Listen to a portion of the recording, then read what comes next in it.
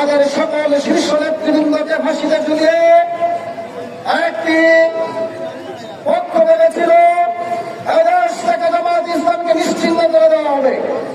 কিন্তু আমরা বলতে চাই, আবার ঈর্ষান্বিত হয়ে জামাতের জনপ্রিয়তা দেখে, মানুষের আগ্রহ দেখে, জামাতের প্রতি মানুষের আত্মীয়তা দেখে আবারও যদি কারো দেওয়া চলে, কেউ যদি জামাতকে নিশ্চিহ্ন করে দেওয়ার চিন্তা করেন, রাজনীতি থেকে মাইনাস করার চিন্তা করেন, আমরা বলতে চাই জামাত ফাঁসিতে চিনতে শিখেছে, মরতে শিখেছে, গুলি খেতে শিখেছে। জামাতকে দমিয়ে রাখা যাবে না। জামাতে ইসলামী একটি পুরানো সমাজ কায়েম করবে, ইনসাফভিত্তিক সমাজ কায়েম করবে। দুনিয়ার কোন শক্তি জামাতের এই অগ্রযাত্রাকে রুখে দিতে পারবে না। বাংলাদেশ জামাত ইসলামী জিন্দাবাদ। আল্লাহ হাফেজ। আসসালামু আলাইকুম রহমতুল্লাহ।